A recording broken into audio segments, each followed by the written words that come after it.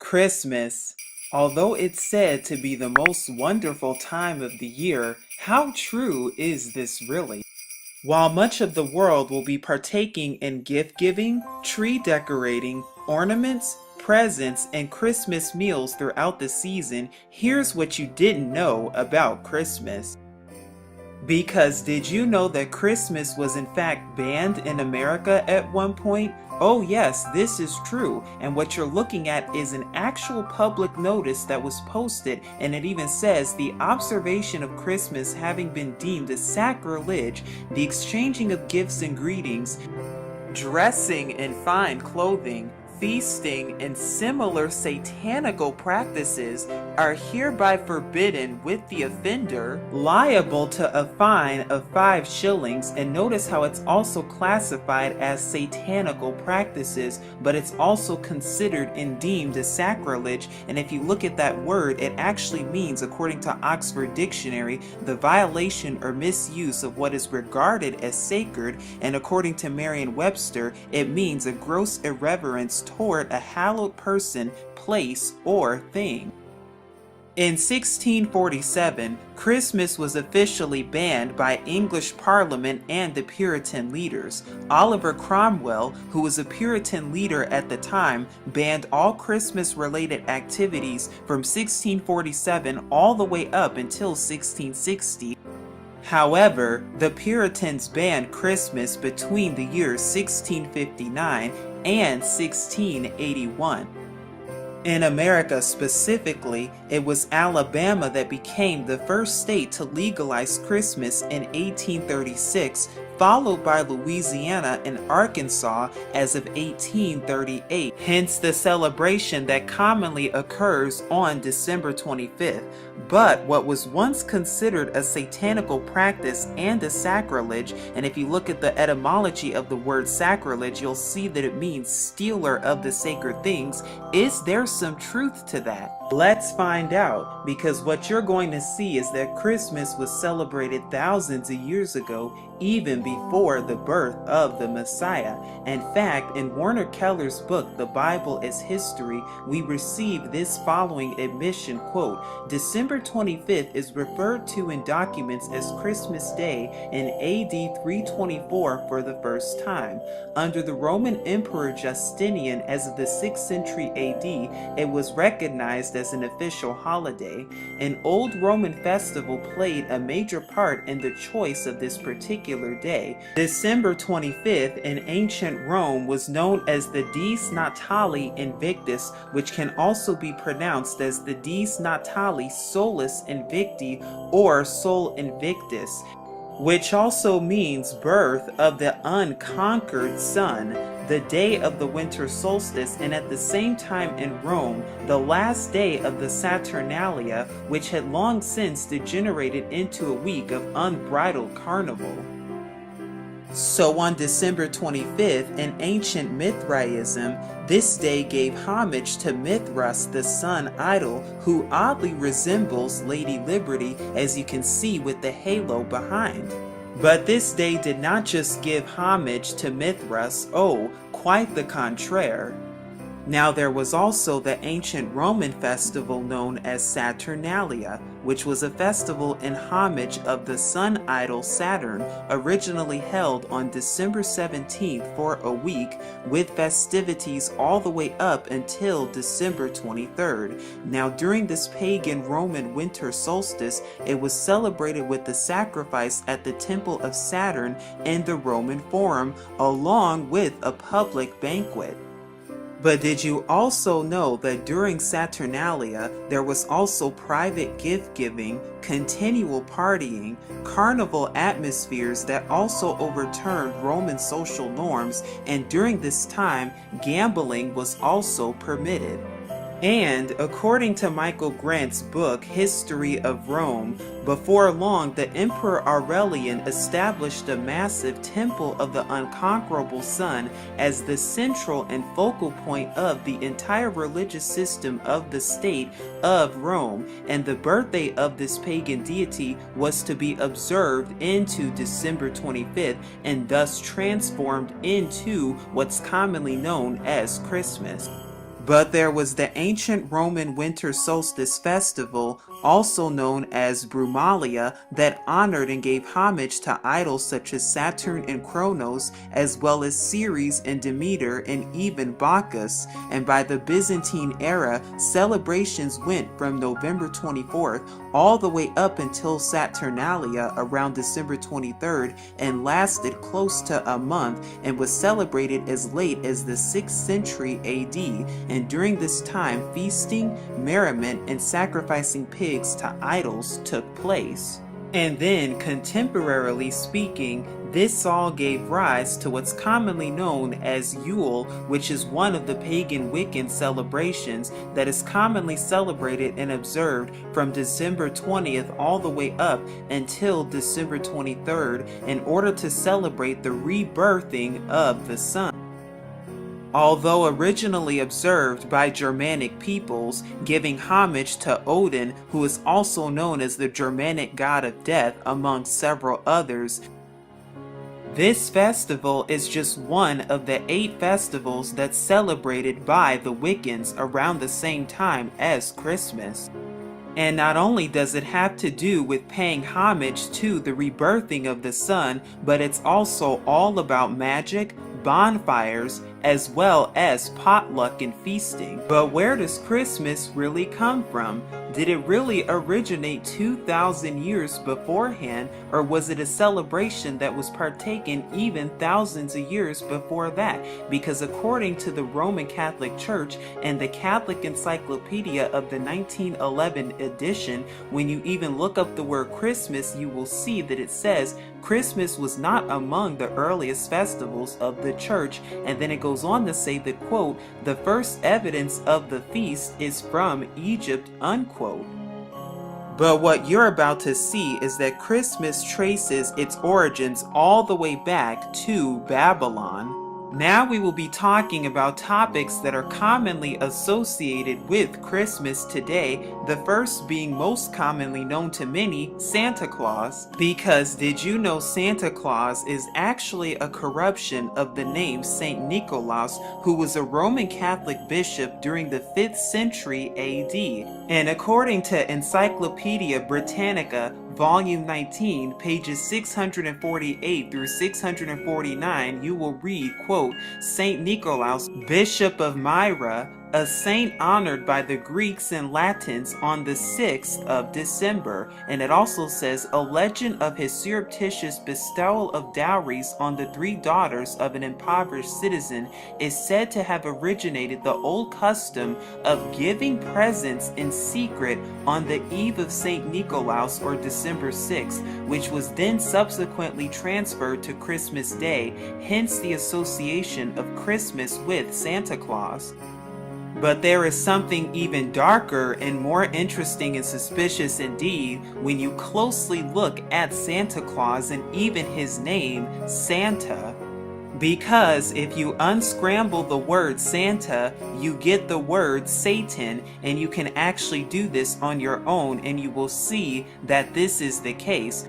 But this isn't the only way that Christmas pays homage to Satan. Oh, we're just getting started. Now we'll be discussing the Christmas tree and its origins, because it's not what you think it is, and it does not originate where you think it comes from. Now, the Christmas tree originated in Germany, but also got its roots from the Romans, who then got it from the Egyptians, who then also got it from the Babylonians. And we even see mention of Christmas trees in Scripture as spoken of in Jeremiah chapter 10, verses 1 through 4 as well. But what is the real purpose behind the Christmas tree? Well, according to William Walsh's Curiosities of Popular Customs, page 242, quote, an old Babylonian fable told of an evergreen tree which sprang out of a dead tree stump. The old stump symbolized the dead Nimrod. The new evergreen tree symbolized that Nimrod had come to life again in Tammuz. Among the Druids, the oak was sacred. Among the Egyptians, it was the palm. And in Rome, it was the fir, which was decorated with red berries during the Saturnalia. There is much more to the story when it comes to the Christmas tree. And what does the obelisk and the Christmas tree have in common, you may be wondering? They are both phallic symbols that represent the phallic symbol of Nimrod, and the Babylonian story goes as follows. After the death of Nimrod in Babylonian tradition, who is commonly known as Horus in Egyptian tradition, what then happened is that the wife of Nimrod, who is Semiramis or Isis in Egyptian tradition, then scooped up all of his body parts, finding all of them except one body part. And of course, the one part that she did not find was his phallic symbol, or his penis, which then became a symbol and symbolized by the obelisk and even the Christmas tree. Because whether you know it or not, Christmas actually gives homage to the birth of Nimrod, the sun idol, and we'll be talking more about that in just a moment to come. And then of course we have presents and gift giving, which originates all the way back to Saturnalia, paying homage to Saturn, the deity of agriculture. But what about the lovely ornaments you see on Christmas trees? Where do they originate from? In ancient Roman tradition, the Romans decorated their trees in order to honor Bacchus, the god of fertility, during Saturnalia, and they also placed 12 candles on the tree in honor of the sun god. But that's not all. And what the Greeks did is that they worshipped Adonia, who was allegedly brought back to life or rebirth by the serpent Asclepius after having been slain, once again paying homage to rebirthing during this time. And we also know that the Germans attached fruit and candles on their trees in order to honor Woden, where the name Wednesday originates from. But what about all of those lovely lights that you see? Well, these lights, along with the ornaments, they give homage to Nimrod, the sun deity, representing rebirth of the sun, and we know that Satan transforms himself as a messenger or angel of light, because the Christmas tree and the Christmas lights and the Christmas decoration, they all give homage and honor to Nimrod, who is commonly also known as Baal, not to mention the stars on the Christmas tree, which represents the star of Ishtar, the wife of Satan, literally. And then we have the reindeer, in which we're commonly taught and told that the reindeer are the ones that sleigh around Santa so that he can deliver presents to children on the evening of Christmas Day. But there's even a darker truth behind what reindeer really symbolize. Because according to paganism, reindeer are commonly associated with the horn god of the pagans, most commonly the horn god Cernunnos, who oddly resembles the Baphomet. Now Cernunnos is said to be the Celtic god of fertility, animals, wealth, as well as the underworld. But there is more to be told about reindeer even in Norse mythology. In Norse mythology, there is also a horse who is commonly known as Sleipnir, who is an 8-legged horse of the god Odin, who is known to be a, quote, helping spirit, and became a stallion giant and travels throughout the worlds in Norse stories and myths. Now that you know that Satan is actually the one that's riding these reindeers and not Santa, you'll know what reindeer is all about when it comes to Christmas. If you're thinking about decorating with bows of holly, well, just know that they represent a symbol of fertility, just like rabbits and Easter eggs for Easter, as well as giving homage to Isis herself, commonly known as Easter, the symbol of the fertility goddess. But what about the wreaths, mistletoe, and Yule log? Well, according to Encyclopedia Americana, it states, quote, the holly, the mistletoe, and the Yule log are all relics of pre-Christian times. In fact, according to Frederick Haskin's 1926 book, Answers to Question, Haskin states, quote, the use of Christmas wreaths is believed by authorities to be traceable to the pagan customs of decorating buildings and places of worship at the feast which took place at the same time as Christmas. And what about the Yule log itself? Well, it actually represents the Scandinavian fertility god as well as the rebirth of the sun god Lu, and note the phallic symbol of this symbolism as well. In fact, the Yule log was commonly used in a rite of Teutonic nature worship. So now you'll know the real definition and origins of the Yule log and the wreaths. And then we have the mistletoe, which according to the Encyclopedia Britannica under Santa Tales, quote, the European mistletoe is thought to have had special ritual significance in Druid ceremonies and lives in folklore today, its special status as the Christmas mistletoe having come from Anglo-Saxon times. Mistletoe itself is a parasite that lives on oak trees, and also note that the Druids worshipped in oak tree groves. The ancient Celtics associated with the Druids also used to give mistletoe as an herbal remedy to barren animals to make them fertile.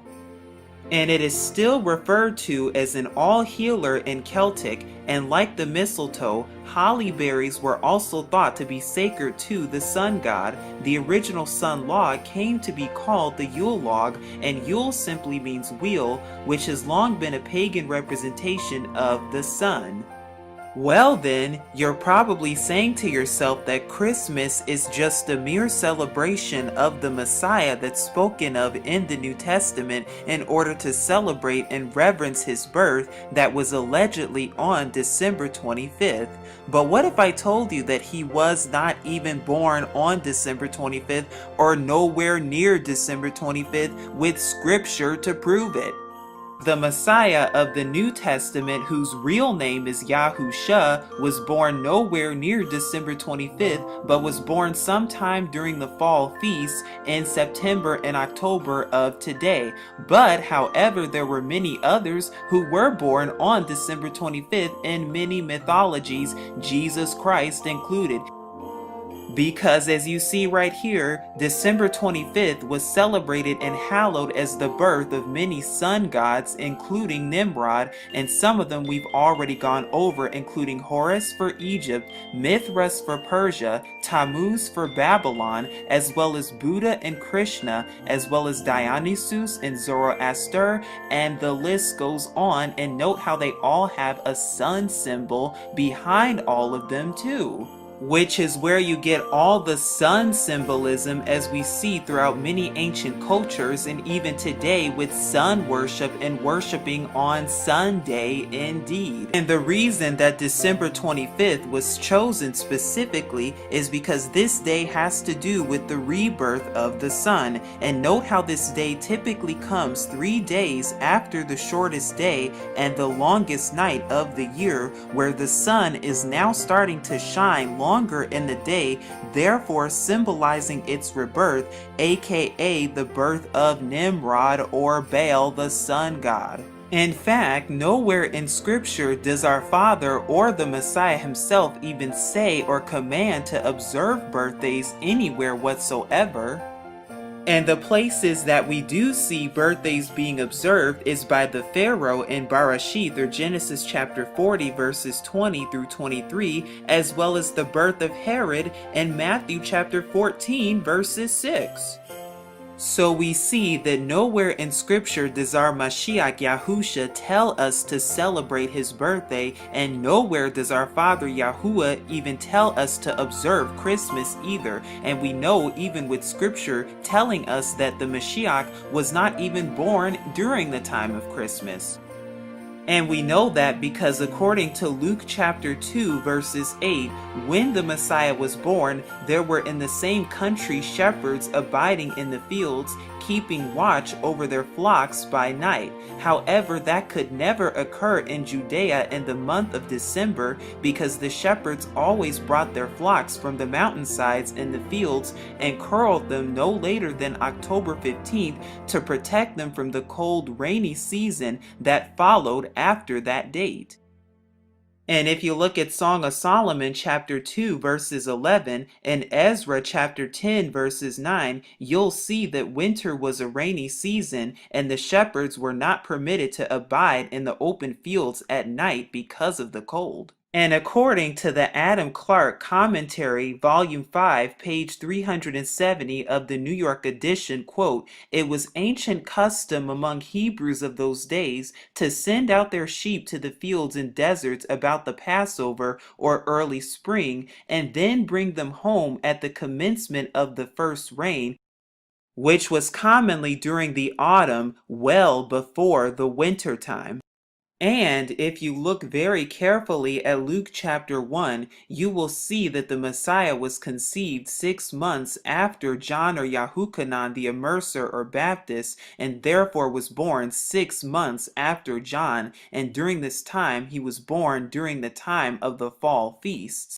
But that's not all, because we also see in Scripture that our Father actually tells us not to celebrate Christmas or have any affiliation with it whatsoever, because Jeremiah chapter 10 verses 1 through 4, our Father even tells us, "Learn not the way of the heathen," and describes a practice that sounds just like Christmas that the heathen partook in hundreds of years before the Mashiach or the Messiah was even on the earth.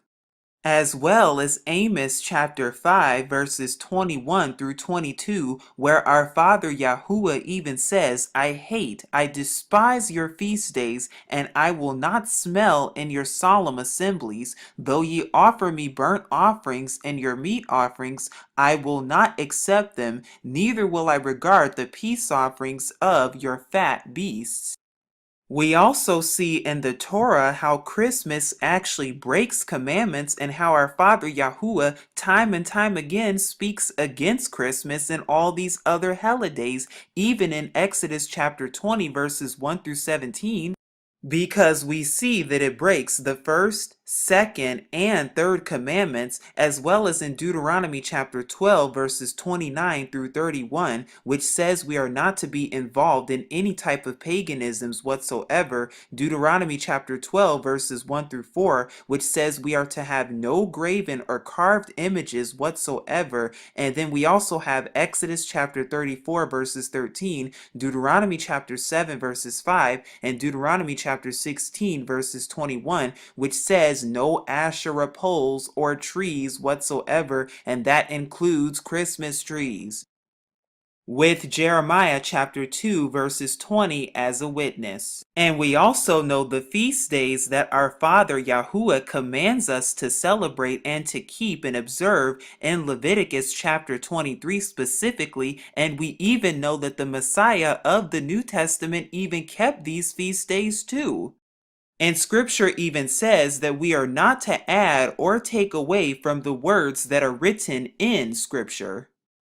Once again, nowhere in Scripture does the Messiah or the Mashiach Yahusha tell us to celebrate his birthday anywhere. Nowhere in Scripture do we even see the word Christmas or even the word Sunday found anywhere. Nowhere does our Father Yahuwah tell us to observe or celebrate Christmas and speaks against it. And the question that we should be having and thinking about is, are we following truth or Babylonian customs and traditions? Are we following truth or tradition? That is the question. And according to Alexander Hislop's The Two Babylons, quote, "Long before the 4th century and long before the Christian era itself, a festival was celebrated among the heathen at that precise time of the year in honor of the birth of the son of the Babylonian Queen of Heaven.